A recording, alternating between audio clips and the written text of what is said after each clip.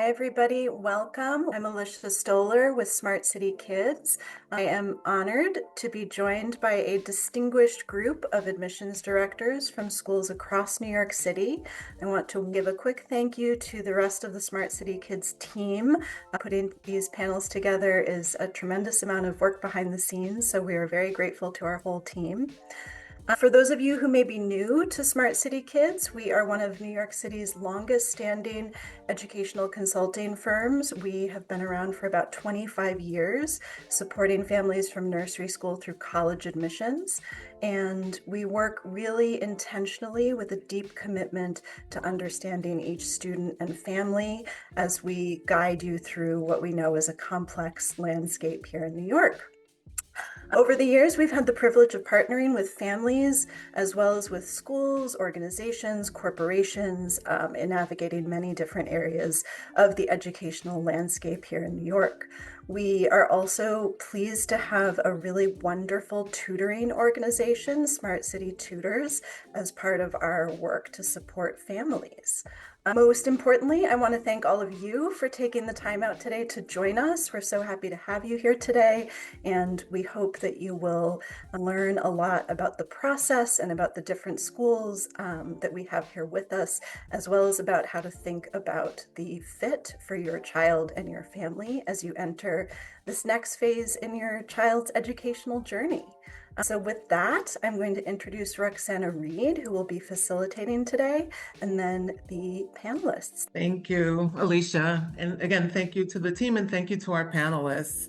First, I want to say, let's go next. And I also want to say that today we're going to try to ask a lot of questions of our panelists. Hopefully you gain a lot of insight about what is important to your family, which we hope you draw on. You draw on the things that really matter to you, that you really look internally to your values and priorities as you think through this landscape of schools that we're so privileged to have in the city. I always tell this story. I was born in Panama, and I went to the same school that my great-grandmother went to, and that my grandmother went to, and that my mother went to, and that I went to. And I had the privilege of getting to know my great-grandmother. None of us are the same. We are very different women, and I'm shocked that one school supported all of us. But I think we have a distinct privilege in this city to really identify in a very intimate and nuanced way what works for each student and their family. And I think we should all take advantage of that privilege, which is why we have this panel. It's a panel of diverse set of schools, all the way from Riverdale down to Brooklyn. And so we're really trying to span regionally the landscape and bring that to you. I'm going to begin by asking a series of questions. But first, I really do want to get an intro from each of you. I like to play this game called Pass the Mic. And essentially, the way this game goes is that it's all by alphabetical order by the school. So when I say I'm passing the mic, then the school in alphabetical order will go first. Do you know who you are? I'm passing the mic. And I'm taking the mic. Thank you so much, Roxana, and to Smart City Kids. You're an amazing partner. Good morning, everyone. My name is Vanessa Prescott. I'm the Director of Enrollment and Admission at the Berkeley Carroll School. We are a coeducational, independent college preparatory school stretching across multiple buildings, as you have to do in New York City in Park Slope, Brooklyn. We're serving students from pre-K all the way through 12th grade, representing 67 zip codes, because thankfully we have a bus to be able to get families here, and we're very close to a major transit hub at Barclays Center. So pretty much if you can get on a train, you can get to Berkeley Carroll. We are very much a dynamic learning community where every student is truly seen, appreciated, validated, accepted, and treated equitably. And for us, there's real emphasis on strong, positive relationships between students and educators, but with a foundation of rigor and joy. Academics should be rigorous and joyous. So really come forth with an academic experience that is a full amalgamation of all of these things, whether it's athletics, theater, arts, visual and performing. All of those pieces are important. And of course, making sure that they are leaving us as critical, ethical, and global thinking individuals who go out there. As you can see, we need thought-provoking, dynamic, and thoughtful individuals to go out there into the world to make it a better place. And I have confidence in those kids who are leaving our school to do so. I'm excited to answer more questions. And with that, I'm going to pass the mic, and hopefully my alpha order is correct. Yes, that would be me. Yes. Thank you, Vanessa. I'll jump right on in. I'm Shauna Forrest. I'm the Associate Director of Middle and Prep School Admission here at CGPS. I am also both an alumna and a parent, so I've experienced CGPS from multiple vantage points over many years. CGPS is the oldest non-sectarian independent school in the United States. We are 262 years old, founded in 1764. And what really makes the school special is the sense of continuity and community across all divisions. We're a co-ed school, pre-K through 12 on the Upper West Side. We're conveniently located right on 93rd Street and Central Park West. Easy access to buses, subways. Many of our families will walk across the park to get to school each day. Our campus includes 14 buildings and more than 220,000 square feet of dedicated learning space. And it's right next door to what I often call our 380-acre backyard, Central Park, which we take full advantage of throughout the year. And fortunately, when it comes to landscaping, we don't have to deal with any of that, thanks to the Parks Department. But one of our defining strengths of CGPS is the classroom experience. Our average class size is about 12 to 14 students, allowing teachers to truly get to know each student well, while of course creating a highly academic and engaged environment. Outside of the classroom, students have a tremendous opportunity to pursue their interests. So we offer more than 30 athletic teams, over 35 clubs in the middle school, and then over 80 in the prep school. One thing that I always like to clarify is that we don't really think about electives in the traditional sense. Beginning in 10th grade, students have more access to more than 120 now course options. By 11th and 12th grade, no two students have the same schedule. So it's highly personalized, and that flexibility and level of choice is one of the hallmarks of our prep school experience. We also have distinctive signature programs, which include our ASR program, our Advanced Science Research program, the Alex Bach Experiential Learning Fellowships, which gives students opportunities for advanced research and empowers them to explore the world around them through this experiential learning in the arts and humanities. But at the end of the day, as Roxana had previously mentioned, New York is fortunate to have really outstanding schools, and many of which are represented, of course, on this panel. So the advice I always give to families is pretty simple. Visit the schools, right? Programs and statistics matter, but what really stands out when you walk through a building is the culture, how students interact with one another, and especially how they interact with their teachers. And our students are consistently talking about their teachers not only as mentors, but also as a central part of their success and overall experience here at CGPS. And I'm excited to talk more about the admission process further. So I will pass the mic. Thank you, appreciate that. The first thing I want to say to all the parents is there are 6 outstanding institutions here, and your child will thrive. You'll get to college, they'll be a great person no matter which of these schools they go to. I went to Berkeley Carroll, so I have deep love for that school. But I wanted to tell you a little bit about what Fieldston is, often referred to as the ethical culture of Fieldston School, what makes us distinct. So we are also a K through 12 educational school. I'm in part of the middle school and high school admissions team. Middle school is 6th or 8th grade. Our high school is 9th through 12th, and 6th and 9th are our primary entry points for the school. We are situated in the Riverdale Bronx area, just like a stone's throw from where Jason is at Horace Mann. And we have a campus school, which means that there is this lovely space for kids to run around, explore, and see greenery. Our school was founded about 150 years ago by Felix Adler.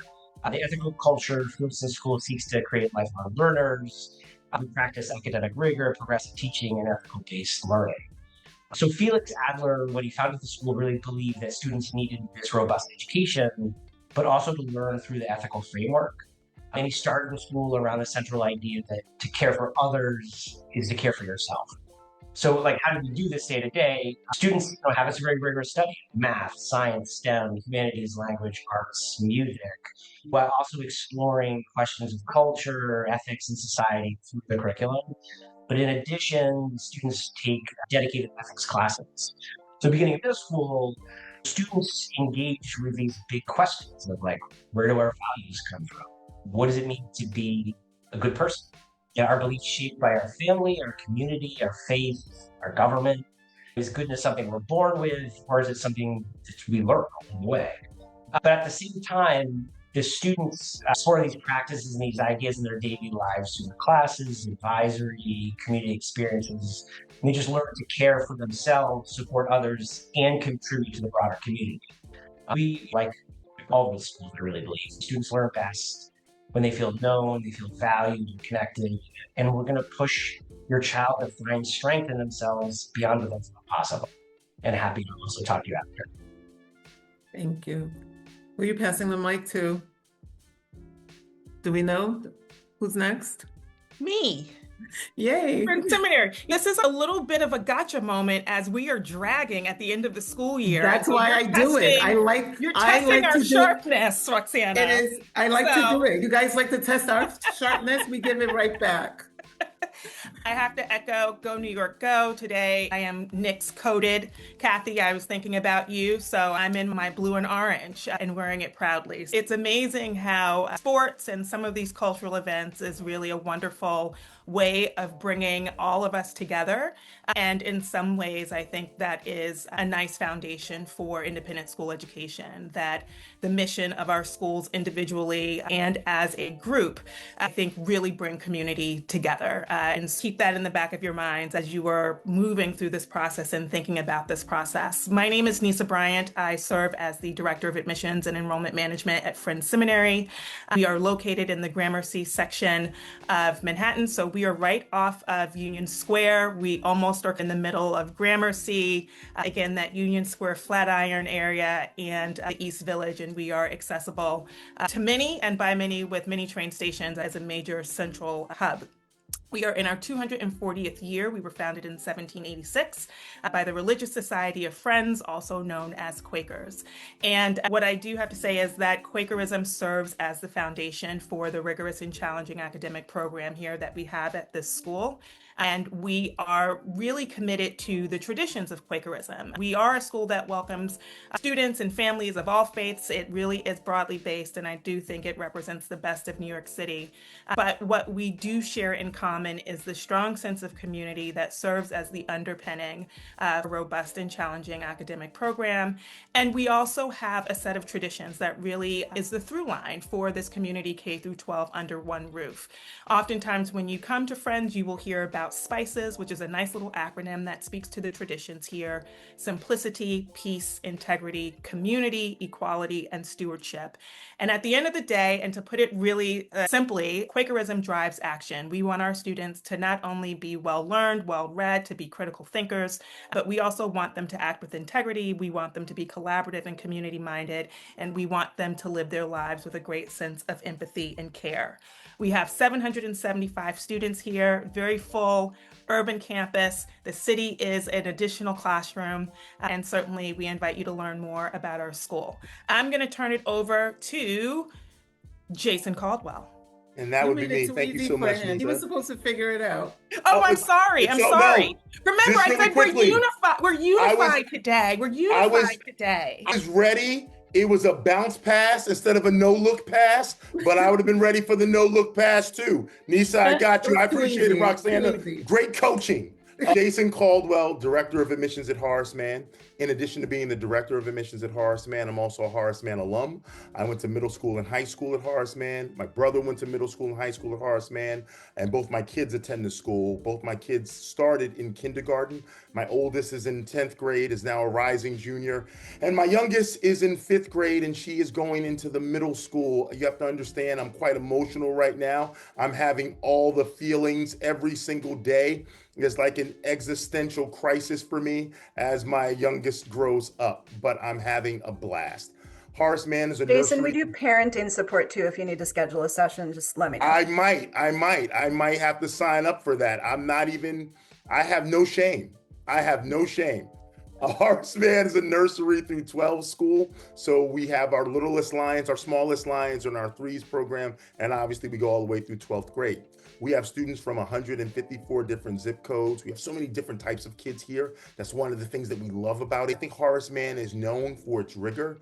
But the other thing that you would find about Horace Mann is we're known for our community. Horace Mann has a vibrant community. It's an engaged community. It's a community where people really look out for one another. And whether you're talking about our Parents Association and all the different cultural alliance groups they have, when we get a chance to come together and celebrate the rich tapestry that makes Horace Mann a wonderful place, or just in our teachers and how they look out for kids. And I've been really blessed in that my kids' teachers have formed relationships with them that are just as rich as the relationships my teachers formed with me. Our core values are pretty simple at Horace Mann: mutual respect, mature behavior, safe and secure environment, life of the mind. And my favorite one happens to be a balance between individual achievement and a kind, caring community. It's okay to want to do well. It's okay to want to strive. But hey, can you leave the community that you're a part of a little bit better than you found it? Can you help that friend that might need some help as you work your way up the ladder too? And I love the fact that the kids at age do that. You have a lot of different resources at age. By the time you get to the high school, 61 different sports, 93 different clubs, 31 different publications. It keeps going up. They keep changing that number on me, so my stats are never completely right on that one. But I'll circle back to this. With all the resources, and you'll see a tricked out campus when you get here for both the lower and the middle and the nursery division, which is in Manhattan. For all the resources, the thing that I love most about this school are the people. I'm a broken record, and I say this all the time. 29 people that graduated from Horace Mann were at my wedding. 5 were in the wedding party. The friends that you build at Horace Mann are friends you're going to have for the rest of your life.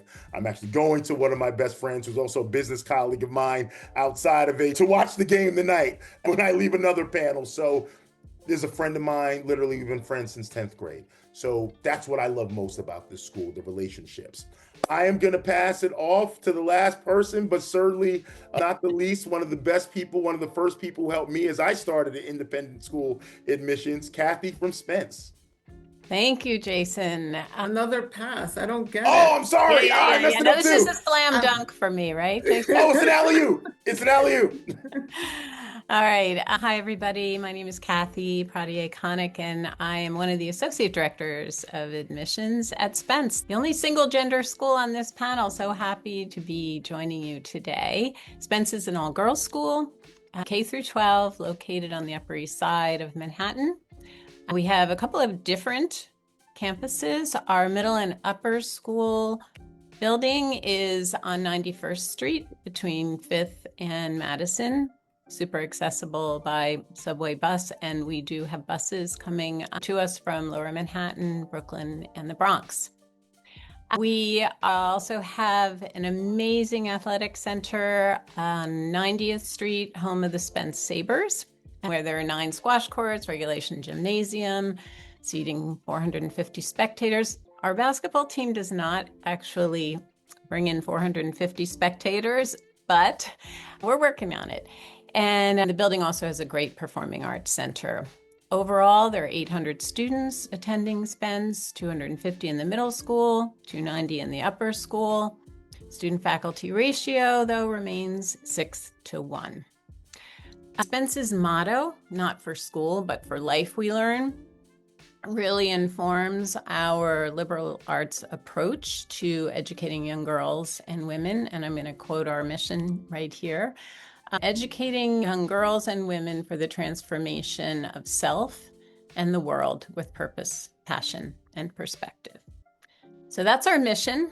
How do we achieve it? We achieve it in a discussion-based learning environment with faculty that are super supportive, incredibly dedicated, and so enthusiastic about their craft, that also imparts to our students a real sense of agency over their learning. We want them to leave here knowing how to learn.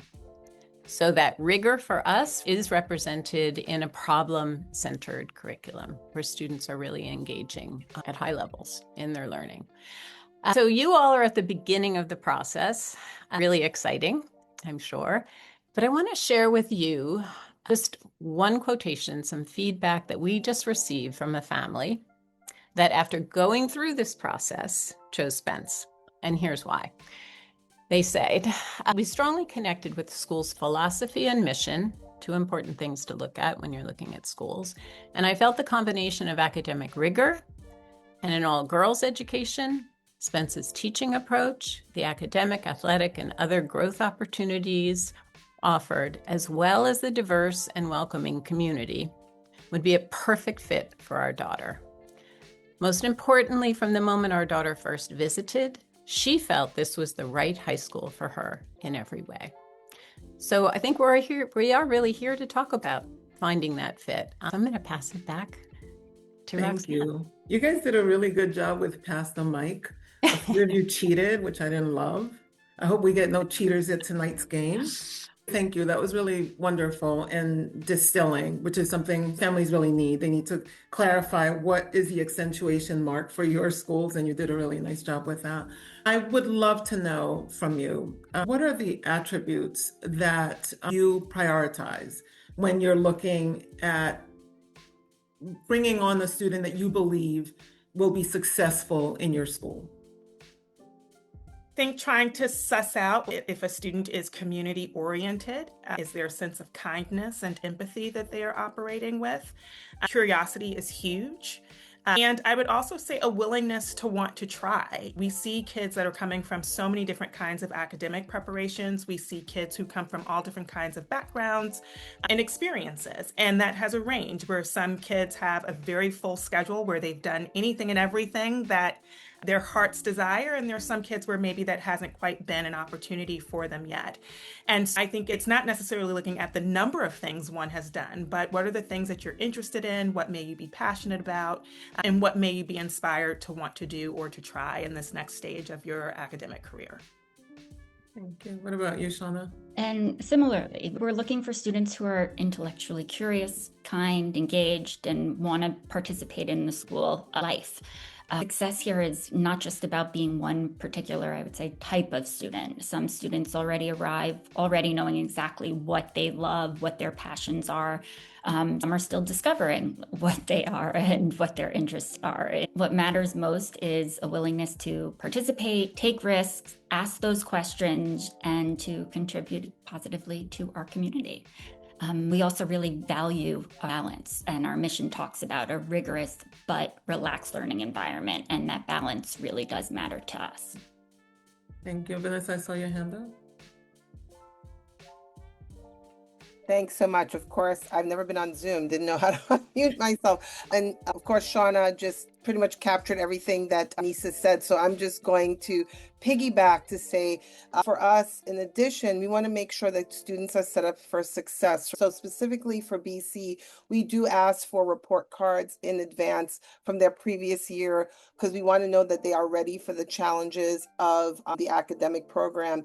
And with that, of course, there has to be a balance of, we want you to show up in the classroom, but then what are you going to add to the community? So we're hoping that there are kids who are coming with a passion, but also are malleable enough and open enough, since we do have opportunities to try new things, that they're going to do. And in addition, that you're okay with failure, that you know how to pivot and bounce back from failure, because ultimately we're going to challenge you. And I will say every school on this panel, along with any others that are not represented, will challenge you beyond what you're sending school. So just knowing that you're going to pivot and bounce back, because that's when you learn the most, is through failure. Sorry, I'm a science teacher at my school, so we always talk about things not going right and you having to be strategic and figure things out. So that's also a big piece for us.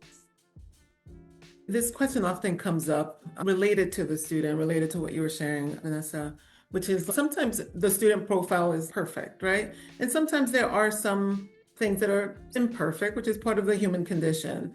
When that happens, parents come to us and say, do we share those imperfections, right? Do we share the things that our children are struggling with? And the question is always Shakespearean, right? To share or not to share. If your child has ADHD, dyslexia, or some learning difference that folks believe will impact admissions, what should they do? And how will that impact their application? As someone who loves Shakespeare, share. At the end of the day, it's always better to get out in front of something, talk about it, that way a school, any school, can really accurately assess whether or not they can work with your family. Not every school can work with every condition. And so you don't want to have the school be surprised, because you might find that the school cannot help your child, whatever their unique need might be. It's so funny. We have a young man who came in right away and came in through the admissions process in middle school, and very acutely, and was very comfortable in explaining that he had dyslexia. What was so impressive was the way that particular student was able to work through his condition, talk about his journey, and share how he had been dealing with it, how he had internalized it, how he externalized it, what were the supports that he was using. That gave us the confidence to be able to say, okay, we can help this student, okay? So many times people tell us at the end, and then you might have wasted a half a year and you didn't tell the school when the school really could have helped you, okay? So no, it is always better to be upfront with the school. And not every school has the same type of resources. So really be upfront with the school, be upfront with Smart City. That way Smart City can direct you in the right places as well. Thank you, Jason. I'm going to just echo everything you said and add on that, like, this is also very personal to me. One, I'm ADHD, obviously, but my daughter is ADHD, dyslexic. And so it was really profound to, one, be placed at Berkeley Carroll, and then her have transferred to another school, boarding school away, to learn through that process. So I have a lot of empathy with the experiences you guys are all going through. But I do think what's really important about that is being authentic, in part because we will see it. Like, it's going to come through the transcripts or the way that the teachers describe you. And the more information we know, if I can see, like, maybe a kid with dyslexia, I can see is struggling a little bit more with English, but boy, that teacher says they work their butt off, as you were saying, Jason. That shows me that kid has grit, and grit is a tremendous asset that we really value. If I can just say that I think it's also important not just to know the resources available, but also to know what the general philosophy and attitude is about students who learn differently. There are some places where maybe those academic resources and support offices are tucked in the basement under pipes, and maybe there's a water fountain. And then there are some places where perhaps that academic center is smack dead in the middle of the middle school floor or the upper school floor. Space is critical in our schools, so I don't want to say that means everything, but I do think it's important to think about the ways in which schools wish to embrace that kind of academic diversity, right, in terms of how folks learn and how they're acquiring information along with the resources in place. That's a really helpful point. I want to move us in a slightly different direction. We get a lot of questions from students who are coming from public schools or other parochial schools, or even foreign students from other countries, who ask a lot about, am I at a disadvantage not having come through the ranks of independent schools in New York City in applying to middle and high school? What do you say to that? Flat out, no. That you are absolutely not at a disadvantage. We regularly enroll, statistically, like 80% of our new middle school students in 6th and 7th grade coming from public schools. About a third of our new 9th graders also are coming from public schools. They are thriving. High school is a new experience for everybody, whether you have come from another independent school, whether you're a rising student from Spence. We really look at high school as a completely new experience for everyone. And the advisory systems that many of us have in our independent schools are great places for a number of those adjustments to be made around time management, around selection of co-curricular activities. How do I reach out to a teacher? How do I access those supports that really are in all of our institutions to make that transition successful, both academically, socially, and emotionally? We also have those supports for parents. I think many of us forget that, yes, we are supporting our students. We're also offering support for parents, which is a great resource that independent schools have. Yes, to everything Kathy said. And I think I can speak for all schools as well as our school. Your children are coming to us already rich, right? We're looking for the base materials here. We're looking for the raw materials, and they're going to come to our school and we're going to work with those raw materials. And then again, similar to bituminous coal, through a little heat and friction, they'll turn into gems, right? But we're not expecting them to be fully formed gems when they come through our doors. And it is our job to know that, okay, you have these raw materials, what else are you going to need? Making sure that you're with the right advisor, making sure that you're with the right collective, encouraging you in the places where you need encouragement. So no, they're not at a disadvantage. And I would say at the end of the journey in senior year, they are at such a great advantage in comparison to our kids who came in pre-K, because they've done an interview. They've gone through an admissions process. So suddenly college application seems like a cakewalk, and they have learned how to navigate coming from having to struggle maybe and then being successful. So a lot of our kids who came into pre-K are asking all the new students, oh my gosh, what do you say in an interview? How do you talk about yourself? What do you do? So they, I would say again, are coming to us rich, and then we're just going to make sure that they leave us, like I said, those fine cut gems. Thank you. So, of course, there are parents who are coming from public schools. Why should they not stay the course since your tuition is so damn high? So it's funny. I can actually now speak about this from personal experience as it relates to my kids. So my younger daughter has a December birthday, so she actually did kindergarten twice because of age cutoffs. And when I say that we have one of the best public school kindergartens in the Riverdale area, it's fantastic. And I'm so grateful for those teachers and what they did for my daughter. But those teachers were stacked up against 34 kids in a class. Those teachers had to rely upon a curriculum that maybe didn't fit all of those kids. There was only so much attention they could give to each and every one of those kids. When I juxtapose that to when my daughter came and she had a class of 20 kids in it with 2 full-time master teachers, things that they were able to bring out in her, skills and gifts and things she didn't even know existed, it doesn't even compare. And I wish that it did, because it's sad that it doesn't. And it's sad that most people, or a majority of people, don't have access to the education that these schools provide. But these schools do provide an educational experience that is, yes, amazing in terms of the X's and O's of academics, but amazing in terms of the social emotional development that is really necessary for kids to thrive, especially as we move forward in this age. At the end of the day, kids are contending with so many more things than we had to contend with when we were their age. And so when you think about just the very bland thing now, and it's crazy that what I'm about to say is now bland in terms of cell phones and social media, and then the spicier things of AI, the social emotional involvement, the critical thinking skills that are going to be necessary to tackle the challenges of the 21st century and beyond. Those are the things that I think independent schools are acutely prepared to deal with. Let's be honest, it's insane. It's insane how much it costs, and I respect how hard that is. I just want to own that. It's a tremendous amount of money you're paying us to. And I want to compliment what Jason just said, because I think that is a big part of it, right? Is that your kids Lin-Manuel Miranda, and they're going to fly no matter what, then maybe you don't have to do independent school. But there's a lot of kids who aren't geniuses, but are really smart, who kind of get lost in a big environment. And what all of us do well is foster their excellence and make them understand themselves as a good person, as a person who can contribute, so that they walk out into college and they're ready to fly. They're not figuring themselves out in college, they're flourishing in college. And I think that's what you'll get from all of us.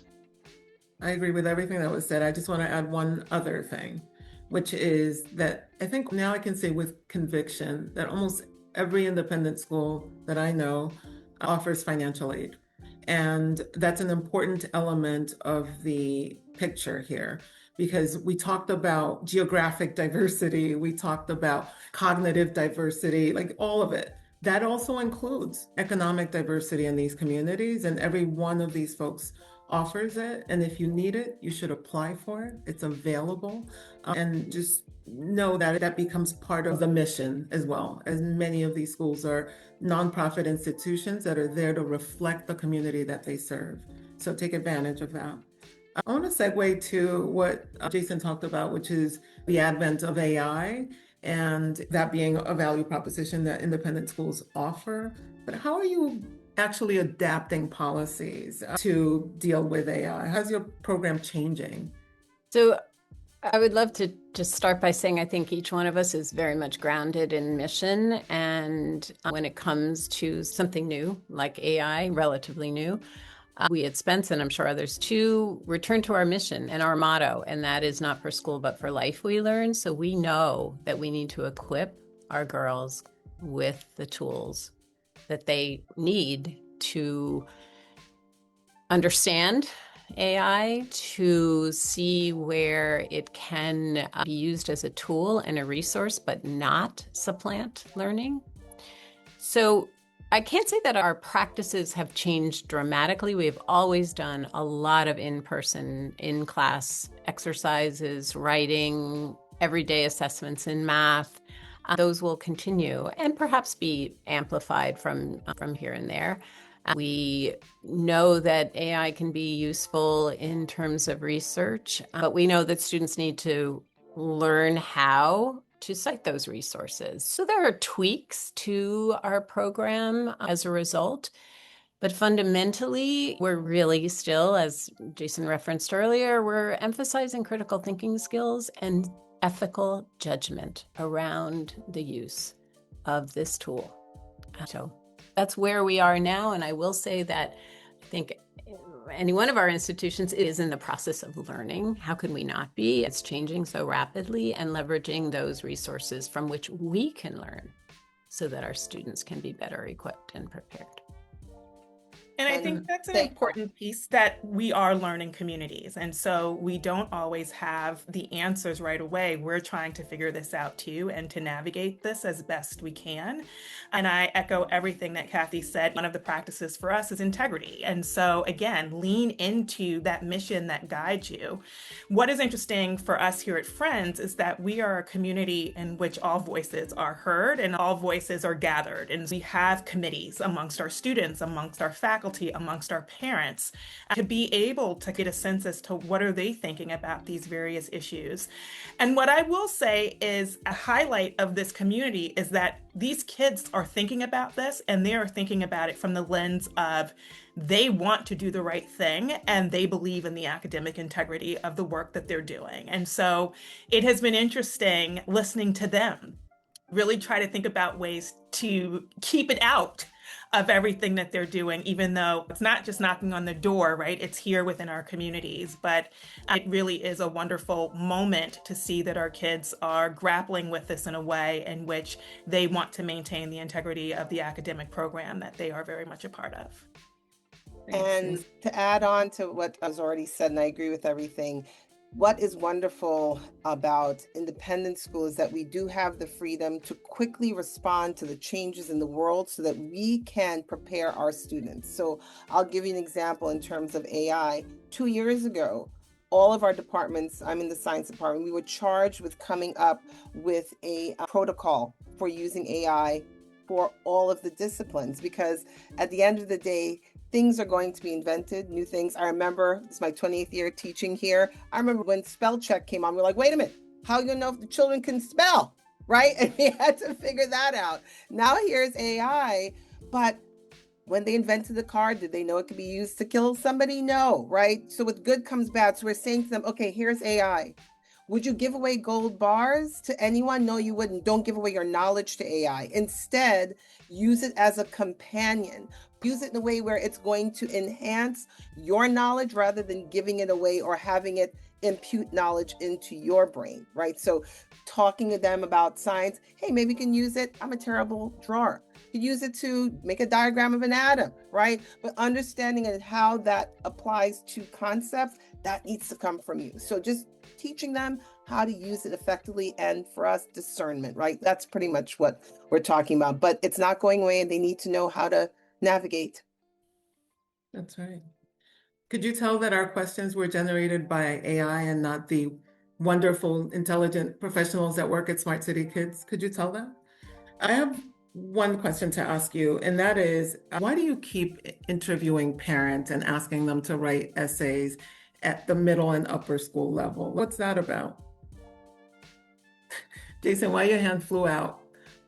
So, Because you're the biggest culprit? Why? here's the deal. At the end of the day, and Horace Mann is an interesting place, especially as the kids get older. And even in lower school, we want the kids to learn how to advocate for themselves. We believe that this is important as they go out into the world because those skills are, once again, very important. That said, just because we want kids to advocate for themselves and we want them to take the lead, does not mean that we're not in partnership with the parents. At any independent school, we're going to be in partnership with you.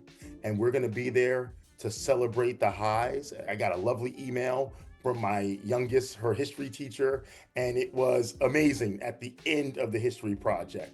That said, at the beginning, I got another email about some of the challenges with the history project. So we're going to be there to celebrate the highs, but we need parents that are going to partner with us during the lows, during the challenges. And that's something that's important. We're really fortunate. And I know people think I have rose-colored glasses. 95% of the people at Horace Mann, in terms of the parents, they're pretty awesome. I have a great time with these folks. About 5% of the people here take up about 95% of our issues. These are the people that do not partner with us. And so this is why we interview parents.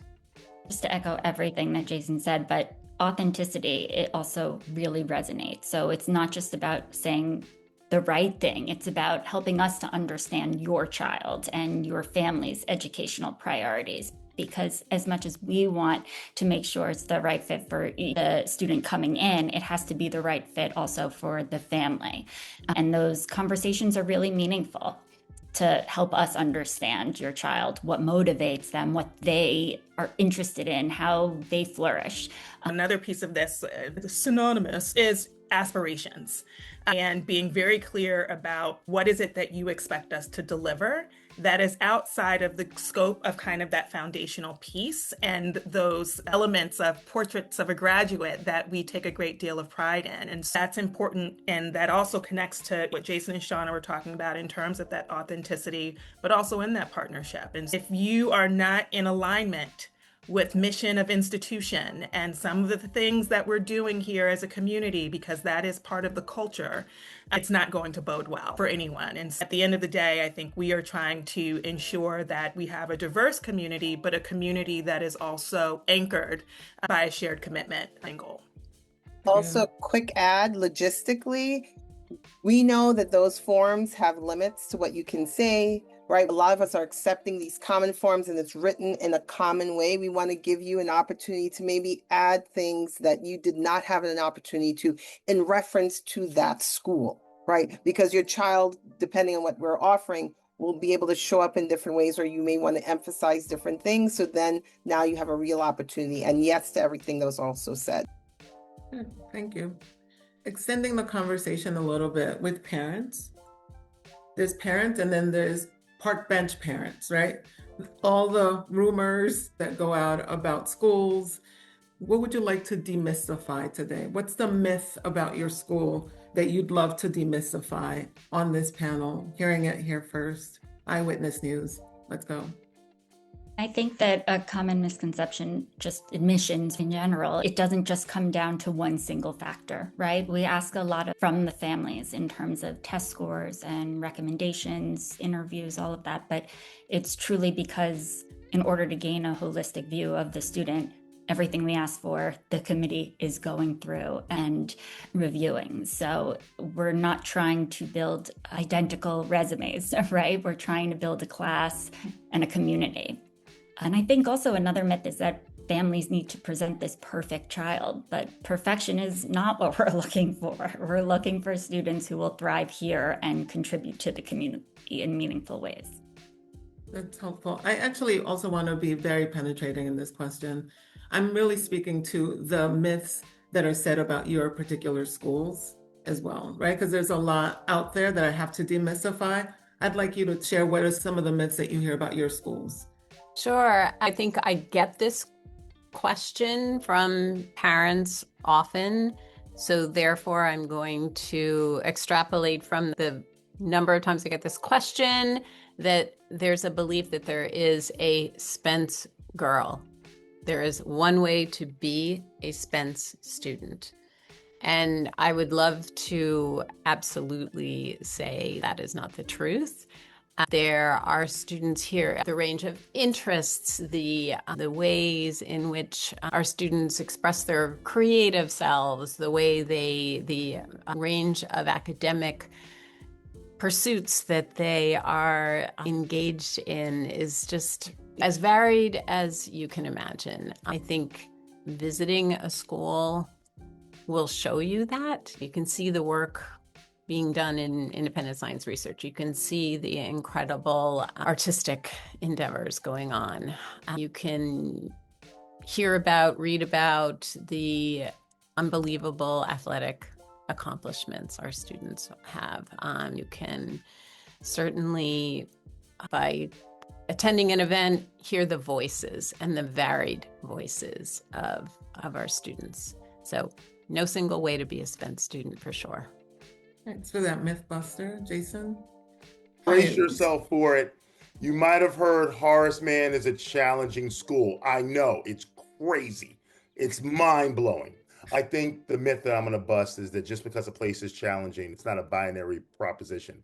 It doesn't mean that we also are not a fun place. It doesn't mean that community isn't at the center of everything that we do, because it really is. When I take a look at the way that the school rides for people, and don't get me wrong, yes, I love that my kids are challenged at this school. I also love how this school came together for my kids when my mom was suffering from cancer, and they were there to support my kids through that journey over the course of 2 years. And I'll never forget that about this school. So once again, the X's and the O's are great, but it's not a binary choice. Horace Mann cares just as much about the heart as it does about the brain. We always send out a survey if you decline an offer. So I'm taking this right from our survey. The myth I want to bust about Berkeley Carroll is that just because we are not a campus school does not mean you cannot have a rigorous athletic experience and be set up to go to play D1. And I'm saying that as someone who used to coach here and also taught 5 of the students, for example, that's currently playing for the MLB.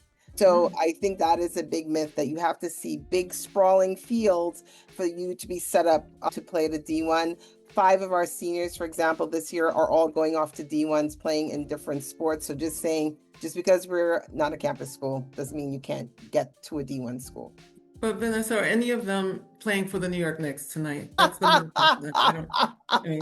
Does it actually I matter wish if they they're not were, on the because then that roster? means I'd have front row seats. Simon? I want to talk after Jason, because I think that oftentimes Horace Mann and Fieldston get put in the same boat of the 2 Hill schools. Horace Mann's like the crazy academic school, Fieldston's like the crazy art school, and you're either this or you're that. And there are unbelievable artists who go to Horace Mann, and there are unbelievable intellects who come to Fieldston, and we demand excellence in both categories. And I think Jason would probably talk very differently about maybe the way they deliver on that and the way we deliver on that. And that's, I think, what is important for you to figure out as a parent, is like, what's going to be best for you and your child in that regard. Thank you. Nisa? I think it is demystifying Quakerism and what that is and what that means. The number of times I have either had the range of questions extend from, what is that? I've heard about it once before, or, hey, I've met a Quaker before. And I'm like, I don't know what that means. But I think that oftentimes it's an unknown. And I think with that unknown comes this idea that we are this religious school and we are proselytizing, and we are not. We are a school that, as many of you have shared, we care about our academics and we are serious about the business of school.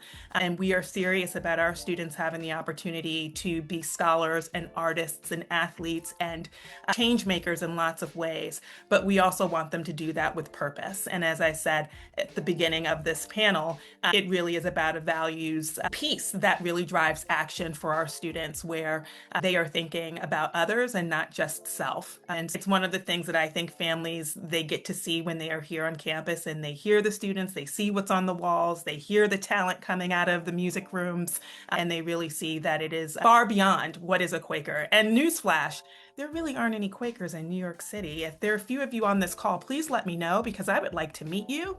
Most are probably still in Pennsylvania. Actually, the most Quakers are like in Kenya at this point. So it's fascinating. You all took early American history. I have the stats on that, Nisa. There are like 500 Quakers in New York City and about 2,000 in the state, just so you know. Right. And Nisa, I'm not a Quaker, but I just came from my 25th reunion. I went to Swarthmore College, which is a quote unquote Quaker college. Amazing experience. Just putting that out there. We have a few questions on the chat that just came up, so I apologize, but I want to run through them a little quickly. One is, do the schools have wait lists? And if yes, are the students on the wait list ranked in a particular order?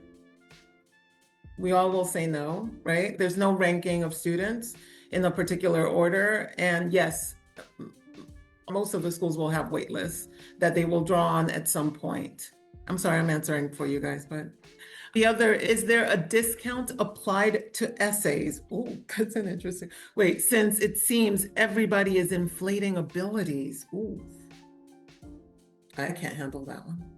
Is that question in relationship to AI? Meaning that— No, I think if I may, Mr. Anonymous or Mrs. Anonymous attendee, I think that they're drawing on the idea that if everybody is speaking about their children's greatest hits, how do you measure that, right? What's the measure and the weight of what parents are either saying in their interviews or writing in their essays about their students, right? I'm going to give people some free advice. And advice. attendee said not AI related. See, I got you. I'm going to give people some free advice since we were talking about Shakespeare. Don't protest too much. Because at the end of the day, especially if it's a middle school or a high school student, we're going to interview them. That's right. If you're telling us about all these things that you purport that your kid loves, and when I get your kid in the interview and they're like, huh? I'm going to know very quickly that they don't.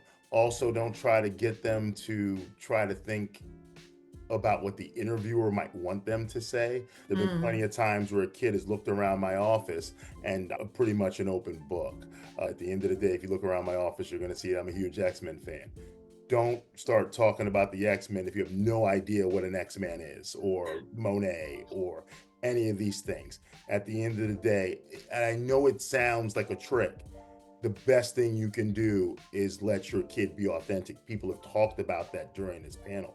Let your kid be authentic. We want to get to know who your kid is.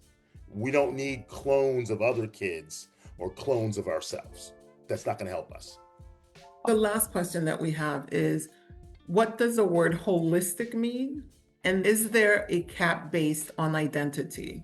I'm going to jump in, Roxana, because I was just about to add on to Jason to say that's why we all, I believe, based on what I know of these schools, have a holistic process. We have lots of different aspects to the application, and we're looking at with care and consideration so that not one thing is going to be the thing that we're going to hold on to, but rather we're looking at the child as a whole. Good. Thank you. I think that's all the questions. Roxana, there's actually one more that just came in, which is how much does applying for financial aid impact admissions? Happy to answer it. I just wanted to, Jason, just throw out that I use also a Shakespeare quote, but in that same way of what you're talking about. But yeah, when Polonius is talking to Laertes and Hamlet, he says, "To thine own self be true." And that's just, I can't underestimate how important that is. They're talking about authenticity. And I'll be authentic right now about financial aid. So in our process, we do our admissions process. We look at who's considered admissible completely outside the realm of finances and put that into a bucket and then look at them very seriously. And then I actually have to hand that information off to our financial aid team, which is hard because unfortunately we're not in a position to have every kid who has the ability to go here to fund that. And that's our failing right now that we need to get better at. So there are sometimes that kids might be waitlisted who are the best and most amazing kids in the world who absolutely deserve to be here. We just aren't in a financial position to give them a space. And I just want to be frank about that.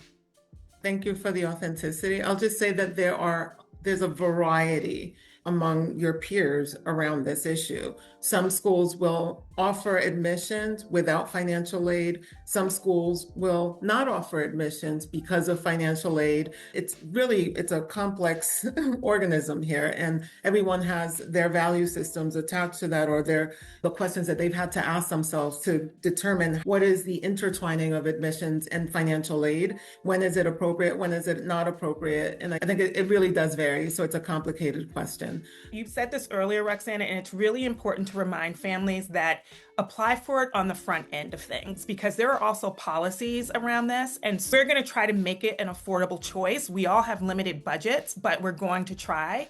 If you come through this process identifying yourself as not needing assistance, we've admitted you, we've made it through all of this, and then you say, by the way, I need financial assistance to be here. That's not good, because first of all, we've allocated those funds. And also, we're trying to develop a partnership from the onset of this process, and we want to be positioned to ensure that you have what you need.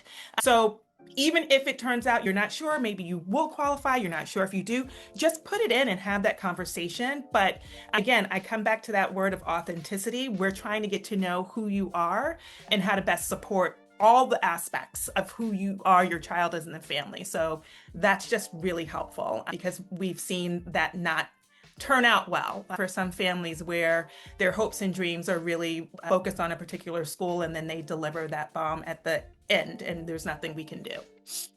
That was actually really important. I want to thank you all for your time today. I want to thank the participants of the panel and those who attend, the anonymous attendees who showed up for this session. I hope it was valuable to you. I think that big takeaways are authenticity and transparency matters in all forms. The big takeaways are that there is a value proposition to independent schools, but the truth is that the journey is internal. Like, how does it impact the quality of your life? Does this actually make sense for your child? We are in the most privileged city in the world, in my opinion, which is why I came here and why I grew up here. And I feel so lucky. Any one of these schools, we're talking about taking a thread of hair and splitting it to talk about the differentials between these schools. That's how lucky we are. That goes for public, private, and parochial schools. So this is a quality of life issue that you should consider and what it means to you. And I feel like we're all so lucky. And we're particularly lucky because, wait, do I have this backwards? Because the Knicks. All right, with that, I say adieu, adios, gracias. Thank you, everyone. Bye. Thank you, everyone. And thank you for Roxana. Thank you for putting together such an amazing panel. Yes. Thank you Roxana, to my and fellow thank panelists. You guys Bye killed for it. now. Bye for now. Thank you guys. Take care. Bye. Bye.